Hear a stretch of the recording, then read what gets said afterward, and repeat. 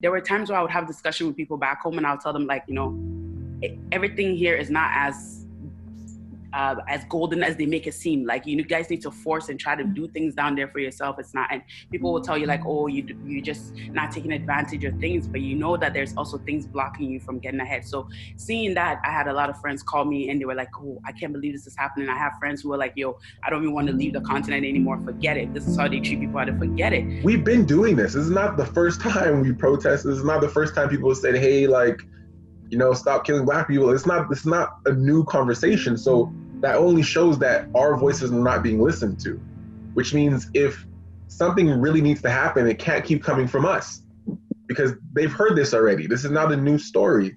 It has to come from white people and people that are not colored and people that see things happening and they speak up continuously to the point that people actually listen.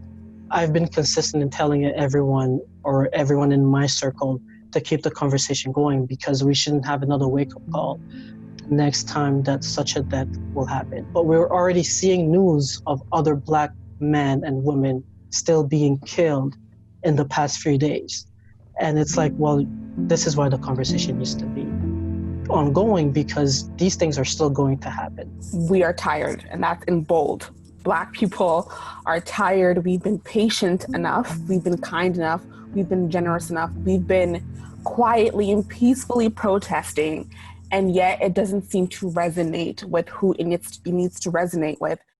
This video was so blatantly evident and such a long video, like 8 minutes and 46 seconds of somebody killing somebody slowly within your eyes without break, like without any interruption, like literally witnessing murder on camera like it's a movie. And to see that happen and nothing happened for days to those officers, it like the world had it. Like that, it's like that, like at that point, it's like, if this witnessing 8 minutes of murder in front of your eyes isn't enough to arrest somebody, then all the rules are out the window. Cause like, what else can you do at that point? I seen this young guy that could be my brother, that could be me, right? Get shot just for wanting to jog. It was just like, okay, come on. Like, we know racism is there. We know there are folks who don't like Black people. We have friends who tell us these things. But now this is too much.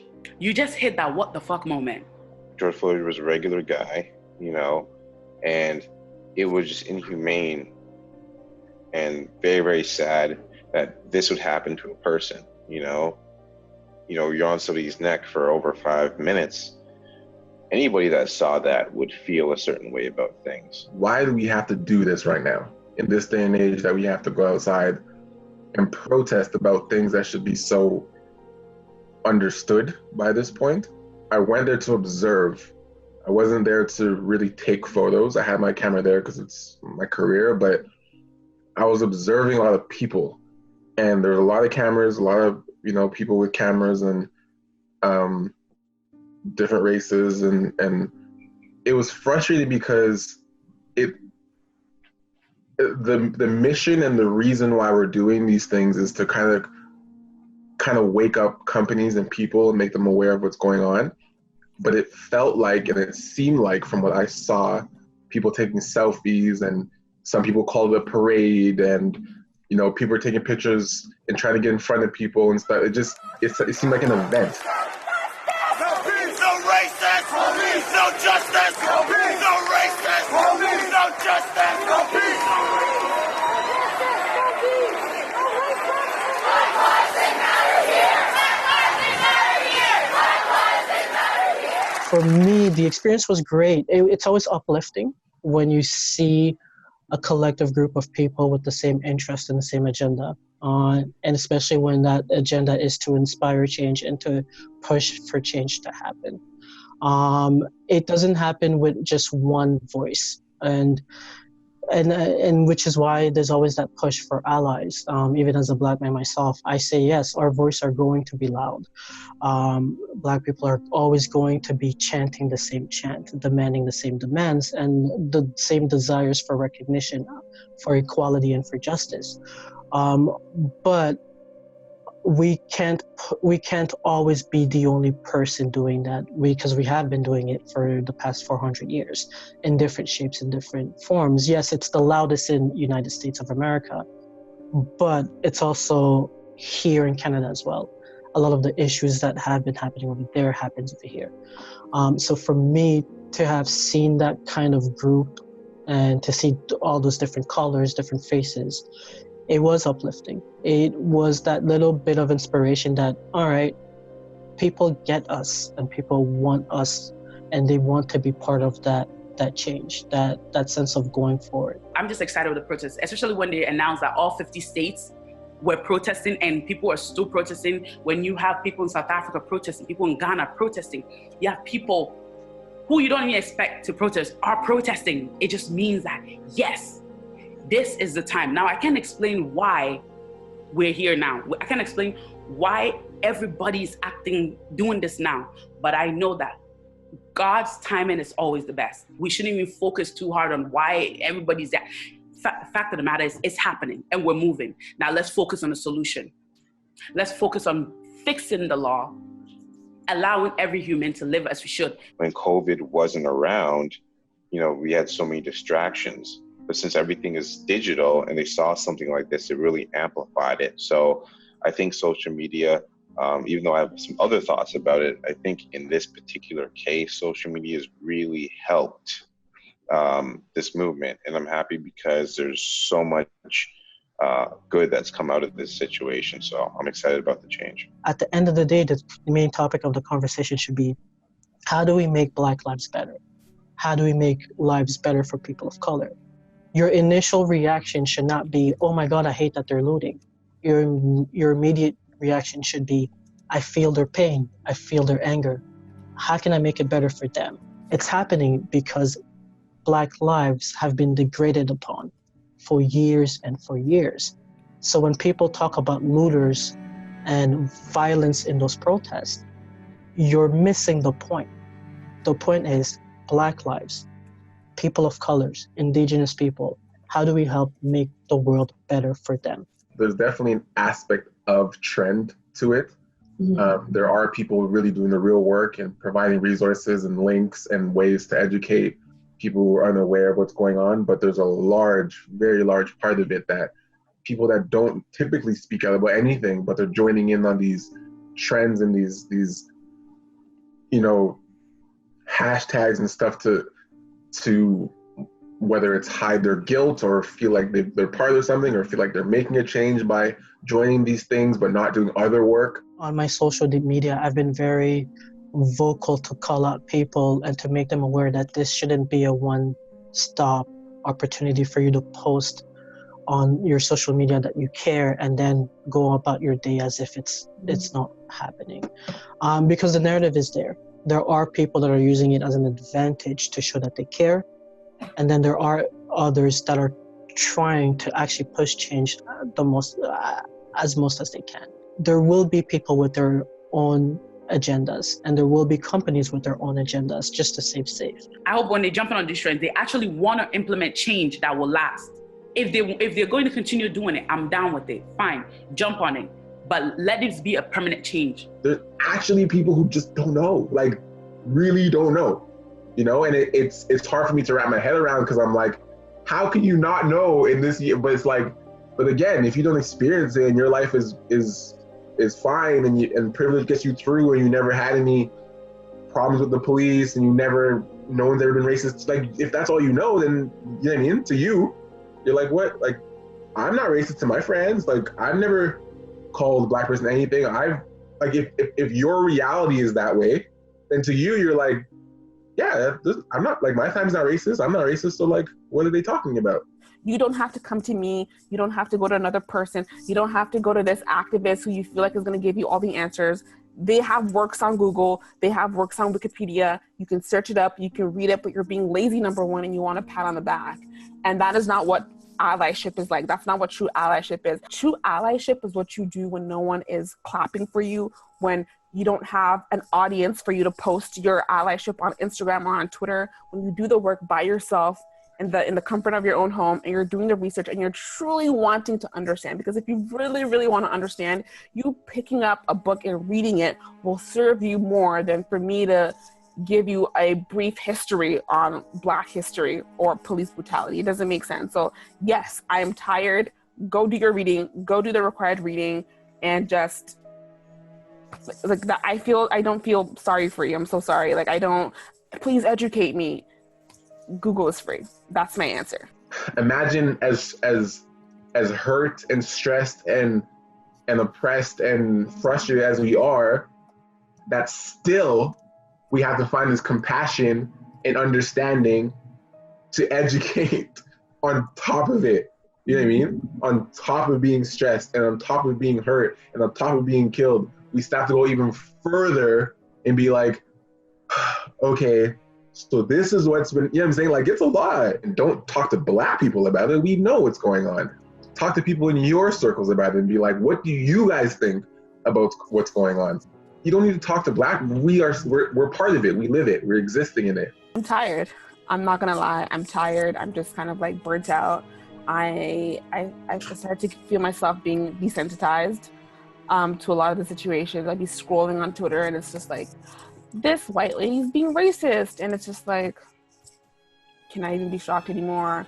Or this police officer in this state just killed an unarmed Black person, and it's just like, my condolences, keep scrolling, because that's just how it's so much. It's so saturated now, and I feel burnt out. We still have situations of racial discrimination that is covert, and by that's the type of racial discrimination that is very quiet, that is very silent, that people don't even realize that they've done something wrong that was racially insensitive until it's brought up to their attention. So better sense of awareness that these things cannot continue the way that it has been. Even people saying like, I'm not racist. Like, okay, you're not racist, sure, but are you doing things to not be racist? You know what I'm saying? Like, because that's also part of the work. You dream of being in an industry where you can, do this at the highest level, and then you realize at the highest level, no one looks like you. No one looks like you, so, and that's actually one of the most heartbreaking things that, I've ever seen in my life, and I'm still getting over that now, but I don't know, what can I do? I was born this way, like Miley Cyrus, so I just got to keep it moving. White Hollywood has reduced it to just pain and misery when it's so much more than that. This invigorates me, and it gives me more passion to work as hard as I can and to tell the stories that I want to tell and to invite more people within the entertainment industry, because right now we do know that it's mainly white-dominated space filled with male faces. You can pick all the skills out of your resume and go on about it, but you can still go sit in an interview and see in the eyes of the person, they won't say it to you, and see in the eyes of the person they're not going to pick you. And then when we're done, we're painted as lazy, we're painted as criminals, we're painted as, it's like, that's not true. They don't understand why they have to hate these people when they love their culture so much. All your kids love rap now, so how you gonna kill the rappers? Like, let's just be real. Black culture is beautiful, Unfortunately, we see so many statistics, whether it's, within the prison system or just day-to-day workplace scenarios, and just marginalization, oppression of Black lives. So I'm happy that people are able to really see that and understand that. And, I already know companies that are changing their policies. So I'm excited because it's really about, the next generation, the people that come, after us. So it's always going to be a fight forever, but I'm happy that, we're making progress. All these different fields, we have these emotional biases, we have these racial biases, and, we all do it in different ways, right?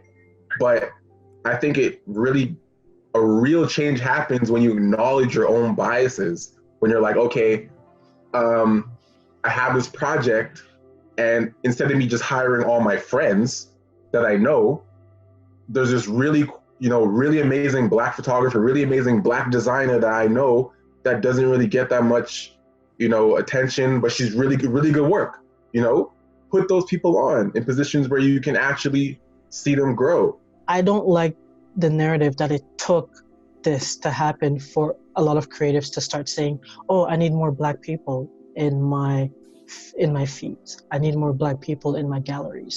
I need to reach out more to Black models to shoot with them. I hate that it took this for you guys to start realizing that there are creatives that are Black. There are models that are Black. There are artists that are Black that can also be included as part of your creative circle. You've really been having the same conversation for 400 years?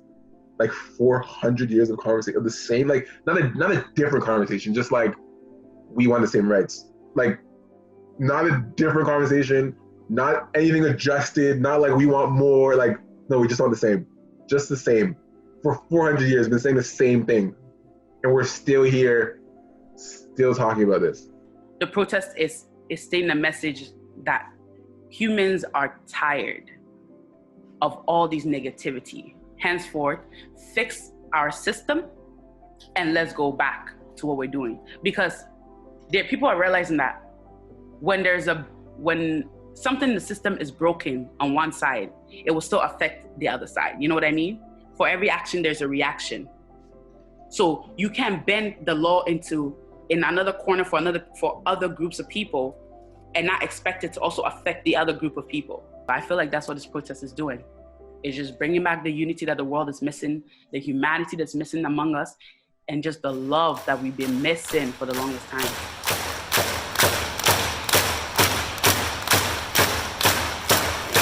Abolish the police, no justice, no peace. Abolish the police, no justice, no peace. You realize that at some point, all the taxpayers, all the monies that is brought to police services, it's an overwhelming amount. Some of that can be dispersed elsewhere. Some of that can be spread and reallocated elsewhere. We're not saying completely abolish the police and make them broke. Some of that can be reallocated towards mental health services. Some of that can be reallocated towards Black communities that needs it the most. Some of that can be reallocated towards Indigenous communities that need it the most. All these wrongful murders that we've actually seen on camera, because there's more that we haven't seen on camera, but at least the ones we've seen on camera that everyone can agree this is wrong, like the Breonna Taylors and the Trayvon Martins and Eric Garner's, all these names that come up and disappear, and the Zimmermans disappear and nothing ever happens. Like, all these names, like, literally go through all these people that have got off and put them in jail. And like, put them in jail. Like, you know, like, it's not just like, oh, they have to get fired and get a new job. No, like, put them through the system the same way you put everyone else through the system. If we focus more on coming together, if we focus more on the right things, if we focus more on like actually building the economy and not have all these hidden agenda and who we're gonna keep down and who can come up, and having a certain number, a ratio of certain colored folks in your organizations. Like, let's talk about let's not fake inclusion with one Black person in a team of 55 white folks. You know, let's not blackball the Black girl or Black guy for openly expressing their heart and their anger like every other human being. Have your own mindset, number one. No matter what you hear, no matter what you read, no matter what you're told, have your own mindset. Look in your heart. Make sure your mind and your heart connect on what it is that you're thinking. Because that's the only way you're going to know the truth. It is sad that the news kind of like has stopped reporting on, you know, the protests and the justice that we want. But at the end of the day, the news is not who is going to save us. They're not what's going to save us. It's going to be the community. It's going to be us. It's going to be the activists who are at the front lines every single day, protesting and risking their lives and, you know, being harmed by the police. They're going to be the ones who push forward the agenda and who push forward the stories to mass media. And right now, mass media is social media. It's really not the news anymore. The news reports on whatever they want to report on, and that's it. I'm excited to hopefully do more conscious art that really shows the experience, because I think storytelling is a very powerful medium. So I'm really, really excited about that. When things clear up, hopefully I'll be able to, create more art that's conscious, maybe create more awareness and be a part of more organizations, because, it's just been a sad thing that's been going on for way too long. And, if I could be a part of the change, I would really, really love to.